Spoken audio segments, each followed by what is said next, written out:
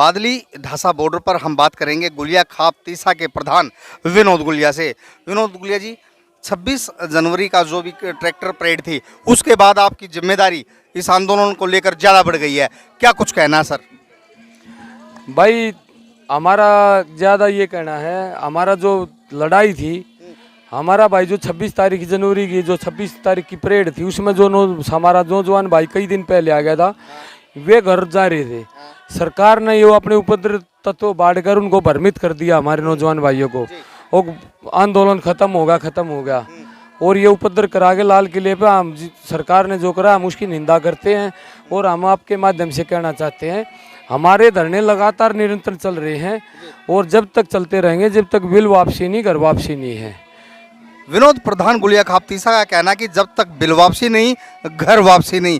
Sir, कई शहादतें भी हुई हैं और पहले की अपेक्षा बादली ढासा बॉर्डर का जो ये धरना है आपके नेतृत्व में चल रहा है, काफ़ी ज़्यादा यहाँ क्राउड दिखाई दे रहा है, क्या कुछ कमेंट?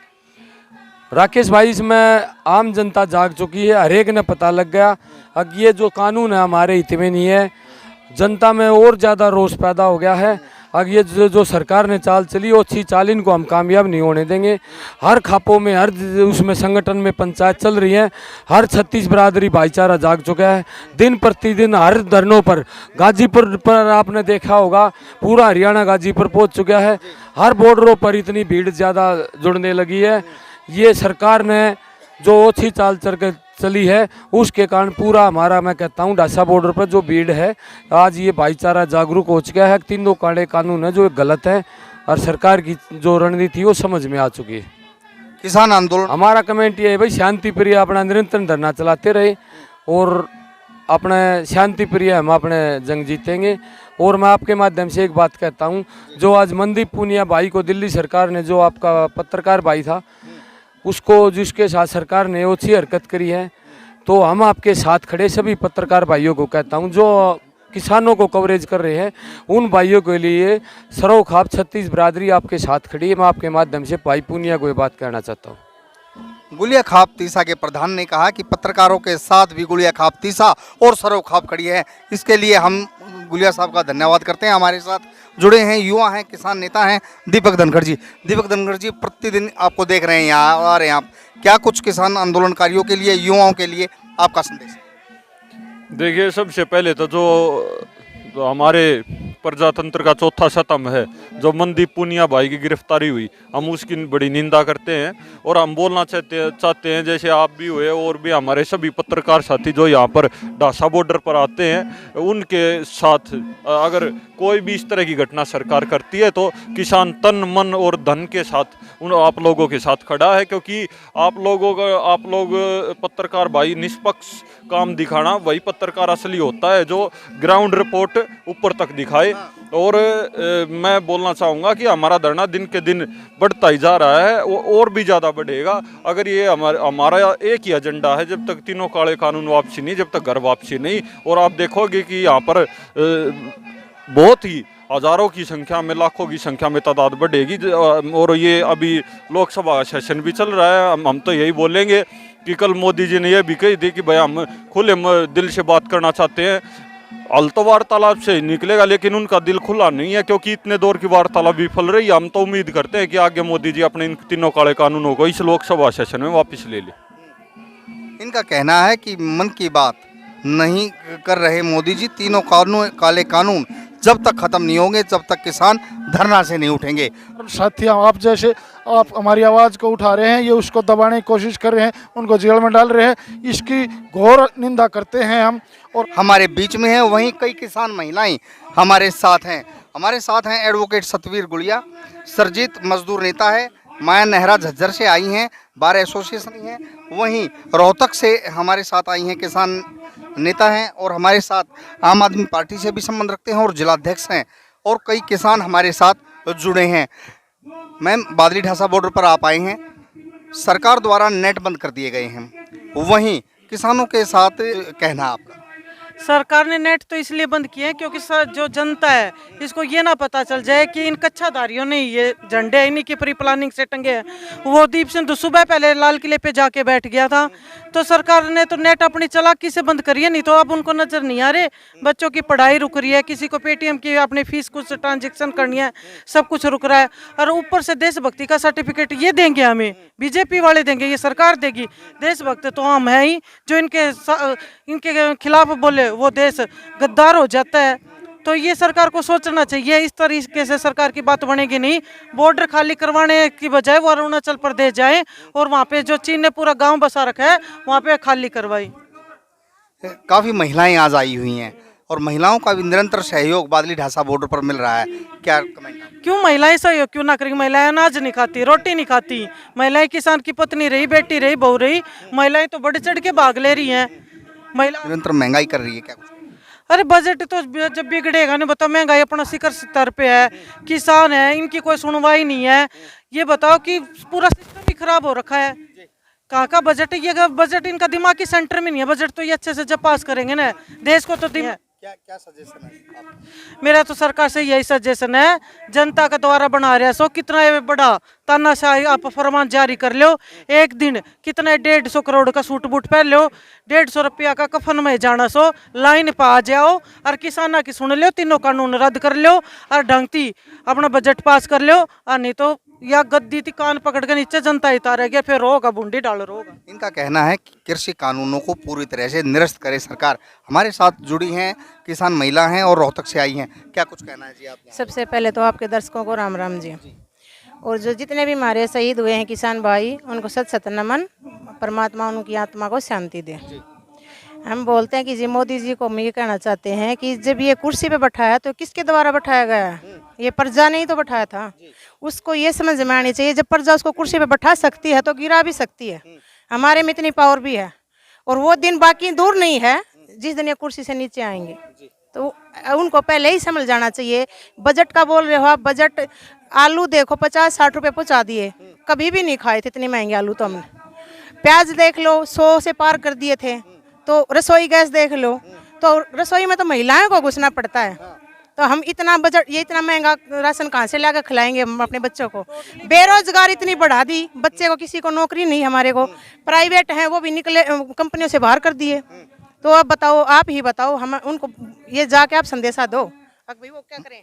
किसान महिलाएं का कहना है कि महंगाई भी इस सरकार में काफ़ी हुई है, क्या कुछ कहना जी? एक ये कहना है, खट्टर सरकार, योगी, मोदी, रसोई के खर्चे का, ये तीनों रंडे हैं, इनके रसोई के खर्चे का कोई पता ही नहीं किस तरह चलता है।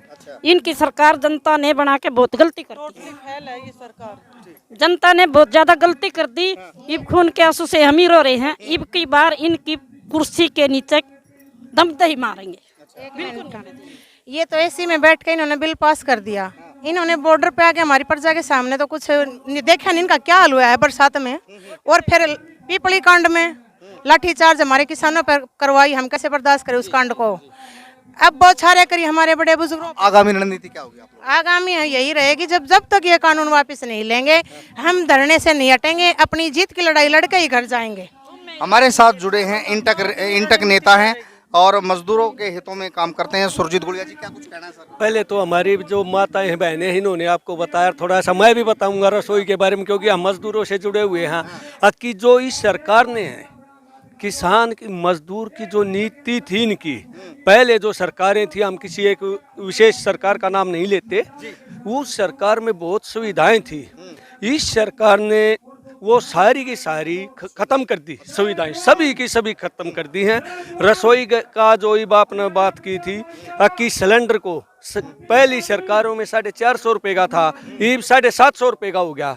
प्याज का, मेरी ये काकी है, इसने अभी बताया है कि प्याज का जो रेट था वो 30 रुपये, किसान के पास तो 30 रुपये धड़ी बिकता है, लेकिन बाजार में जाने के बाद में वो 150 रुपये धड़ी हो जाता है। और उसी तरह से हमारी जो इंटक की एक जो यूनियन है, उसके अंदर क्या था, महिलाओं की जो अपने मजदूर थे उन मजदूरों की एक काफ़ी बनती है, उसके तहत 22 तरह के बेनिफिट होते हैं। इस सरकार ने वो ख़त्म कर दिया। ख़त्म करने का मतलब बीजेपी का अगर कोई कार्यकर्ता वर्कर है तो उसके तो वो साइन करते हैं, 1000 रुपये इन मजदूरों से लेते हैं, 1000 रुपये उन मजदूरों से लेके वो जो उनकी काफिया बनवाते हैं। और जो हम इंटक के हैं, अगर हम एडी से मिलते हैं तो बोलते हैं कि भाई अभी काफिया बंद है, अभी नहीं हो रही, ऑनलाइन सिस्टम खत्म। इंटक मजदूर नेता है, इंटक से संबंधित, तो इनका कहना है कि जहां मजदूरों की कापियां बनाने में भी धांधली हो रही है और उनकी मजदूरों की कापियां नहीं बन रही। क्या कुछ करोगे फिर इसको लेकर आप? अभी तो हमारा जो किसान आंदोलन चल रहा है, जब तक ये तीनों काले कानून वापस नहीं होंगे तब तक हम इस आंदोलन में, हमारे साथ में किसान मजदूर सब इकट्ठे हैं। जिस दिन ये हो जाएगा इसका सरकार को माननी पड़ेगी, आज नहीं तो कल माननी पड़ेगी। जिस दिन ये तीनों काले कानून वापस हो जाएंगे उस दिन के बाद में हर जिले में हरियाणा के अंदर प्रदर्शन होगा, एडी के खिलाफ, सरकार के खिलाफ होगा। क्योंकि जो अब भी धांधली कर रहे हैं वह मजदूर को 100 रुपये कमाने के लिए पसीना खून पसीना बहाना पड़ता है। सीधा सीधा आरोप है कि सरकार के नुमाइंदे ये हजार रुपए मजदूरों से लेकर उनकी कापियां बनाने का काम कर रहे हैं। हमारे साथ जुड़े हैं सतवीर गुड़िया जी हैं जी। कहाँ कानूनी पेचीदगियां रहेगी? काफी बार किसानों की और सरकार की बातचीत हो चुकी है। 26 आगामी रणनीति यह है कि जब तक ये वापस नहीं होंगे कानून, हम यहाँ डटे रहेंगे। और जो 26 को हमने किया था सारा कानूनी ढंग से किया था, कानून से बाहर हम कहीं नहीं गए। अगर गए हैं तो इन्हीं के एजेंट थे वो, इन्हीं के चमचे थे वो। और आज वो सारे प्रधानमंत्री मोदी और मोदी की कोठी पर बैठे हैं वो, दीप संधू और लाखा सिंह और सारे। ये पकड़ते नहीं उनको, 96 घंटे हो गए उस वारदात को और हमने बाई नेम उनको बता दिया कि ये आदमी है, पकड़ो इनको। पकड़ते नहीं और किसान आंदोलन को बदनाम करने के लिए। आप वकील है कि कहाँ पेचीदगियां हैं, कैसे पकड़े जाएं? अगर पुलिस चाहे तो 1 मिनट में पकड़ ले इनको, लेकिन पुलिस तो एक तरह से बीजेपी की एजेंट बनी हुई है। एजेंट बनी हुई इसलिए 27 तारीख को वहाँ सिंगू बॉर्डर पर, टिकरी बॉर्डर पर पुलिस अपने साथ उन एंटी सोशल एलिमेंट्स को लेकर, जो अपने आप को बीजेपी के वर्कर बताते हैं, लेकर के वहाँ आई है। और वहाँ आके इन्होंने हंगामा करवाया है, किसानों के टेंट तोड़वाए हैं, किसानों की वॉशिंग मशीन तोड़वाई है, किसानों के साथ धक्का मुक्की की है। लेकिन किसान फिर भी साइलेंट रहे, शांत रहे, क्योंकि हमने अपना आंदोलन कामयाब करना था। और अब आगे की रणनीति ये है, अगर 24 घंटे में हरियाणा का नेट चालू नहीं हुआ तो हम कोर्ट में जाएंगे, इसके खिलाफ PIL डालेंगे, पब्लिक इंटरेस्ट। 24 घंटे में यदि नेट चालू नहीं हुआ तो सतवीर गुड़िया वकील हैं, ये इनका कहना है कि हाई कोर्ट और सुप्रीम कोर्ट का दरवाज़ा खटखटाएंगे। हमारे साथ जुड़े हैं सुरेंद्र नांगल जी। सुरेंद्र नांगल जी, राकेश टिकैत जी के आंसू आप देख रहे हैं, सैलाब बन गया, क्या कुछ कहना है? राकेश टिकैत जी के जो कहने से, उनके आंसुओं से जितना बड़ा जनसैलाब पूरा हरियाणा इकट्ठा हो गया सभी वोटरों के ऊपर। मैं राकेश जी आपको ये इतना बताना चाहता हूँ, ये मोदी सरकार है ना, ये देश दुनिया ही नहीं पूरे ब्रह्मांड की सबसे बड़ी साजिश करता है ये दोनों, जो जिसमें मोदी है और अमित शाह। इन्होंने पहले हरियाणा का भाईचारा बिगाड़ा, उससे हमारे को इतनी अकल आ गई, आके उनके बाद इन्होंने SYL का मुद्दा उठा के पंजाब और हरियाणा को वो करने की कोशिश की, उसमें भी कामयाब नहीं। SYL की जरूरत तो है कहीं ना कहीं है, लेकिन इस टाइम जो किसानों का मुद्दा, उस टाइम SYL का मुद्दा नहीं उठाना चाहिए, सिर्फ बढ़ाने की कोशिश की। उसके बाद इन्होंने जो इन्हीं के बंदे असामाजिक तत्व उन्होंने किया है, उससे भी इन्होंने सोचा था हरियाणा और पंजाब का फिर बड़ा नुकसान हो। अभी असामाजिक तत्व भेज के फिर ये भाईचारा खराब करने की कोशिश कर रहे हैं। लेकिन हरियाणा के किसान बहुत ही सहनशील हैं और बिल्कुल संयम से अपना काम करते रहेंगे, और जब तक ये तीनों कानून वापस नहीं होंगे यहाँ से नहीं उठेंगे। तीनों कृषि कानून निरस्त नहीं होंगे, नहीं उठेंगे किसान आंदोलनकारी।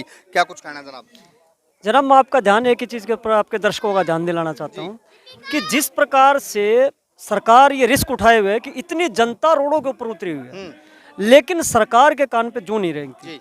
आखिर इतनी जनता का विरोध झेलने के लिए सरकार तैयार क्यों है? इसका असली कारण क्या है?